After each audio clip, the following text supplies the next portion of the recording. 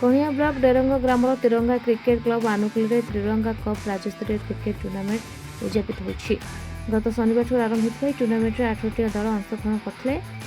Final match रे सोहानी एकादश waste Bengal को 18 रन परास्त 11 भुवनेश्वर चैंपियन होइछि।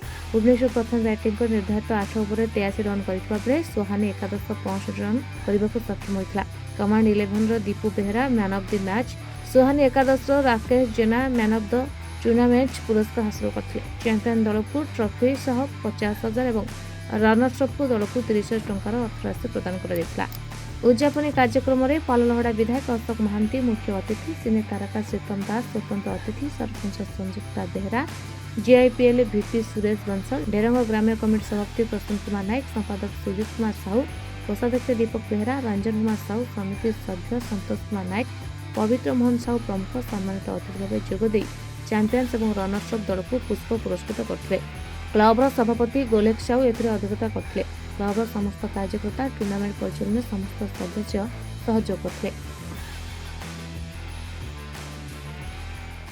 प्रथमे धन्यवाद देवी तिरंगा क्रिकेट क्लब क्रिकेट प्रेमी सदस्य मान को स्टेट लेवल को नहीं एक खेल उद्घाटन करते। 18, 19, 20 आज शेष दिन रे बहुत मात्रा लोक उपभोग करछंती। सेति मध्य आमर विभिन्न प्रकार भद्र व्यक्ति आसी उपभोग करछंती एवं कमांड भुवनेश्वर कमांड एवं आमर बालेश्वर मध्य बहुत फाइनाल खेल चली अच्छी। सेति मध्यरु प्रथम खेल कमांड जीति उन्नति होइछि। देखा जाऊ सेकेंड खेल रे कमांड जीतुछि ना बालेश्वर आमर वेस्ट बेंगल पार्टी जीतुछि। देखा जाऊ खुशी अच्छा आज एठारे उपस्थित बहुत व्यक्ति को देखी आमे माने मध्य बहुत खुशी। आज स्टेट लेवल को डेरेंग ग्राम पंचायत रे एते बड़ खेल आयोजन होबो बोली आमे के भाबी नथिलु। जहा हो तिरंगा क्रिकेट तरफरु एते बड़ खेल को आयोजन करी डेरेंग ग्रामर गर्व और गौरवर कथा। आज जो उद्यापनी उत्सव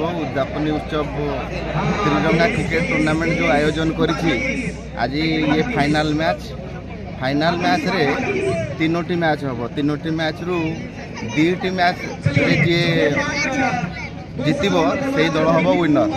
ए पार्टिसिपेट कर आमर सुहानी आउ कमांडो ये 2 दल भितर खेल चलती। देखो स्वास्थ्य ही संपद।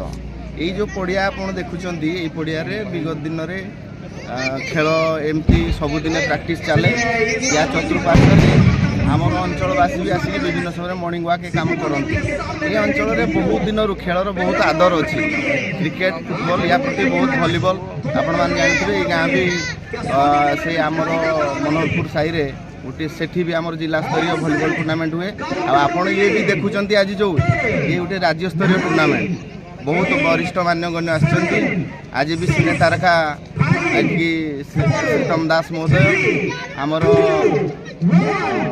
लोकाल एमएलए पालड़ा श्रीजुक्त अशोक महांती महोदय आसिक योगदान करिवार अछि। अगस्ती बाबू मध्य आमर छेंडीपदा एमएल से भी आसिक योगदान करिवे। सर्वोपरि समस्त मंचासीन अतिथि जेते आमर आमंत्रित अतिथि समस्त को आम ये क्लब तरफर गाँ तरफर धन्यवाद। ये जो खेलटी भी आयोजन होची ये त्रिरंगा क्रिकेट क्लब आउ डेरेंग मोइसाई ग्रामवासी संपूर्ण सहयोग। तिरंगा टूर्नामेंट 27तम उद्यापनी उत्सव। ये टूर्नामेंट दीर्घ 3 दिन है आरंभ होइछि। 3 दिन भितर हजार हजार लोक आसी ए खेल उपभोग कर। जेहेतु आज शेष दिन आज बहुत मात्रा अधिक लोक आसी आज भोजन व्यवस्था होती। एणु ए तिरंगा टूर्नामेंट को आमर अनिल बाबू, सुनील बाबू, अक्षय बाबू आम तिरंगा टूर्नामेंटर युवक संघ पिला बहुत उत्साह मात्रा रे बहुत पैसा खर्च करी याकू माने खेल आरंभ करछंती। आज ए तिरंगा टूर्नामेंट शेष दिन एणु ये टूर्णामेंट को देखी गुरुजन माने पिला माने समस्ते भल उपभोग करुछंती। एणु आम अतिथि विजय कुमार बेहरा रिपोर्ट ओडिशा स्पोर्ट्स।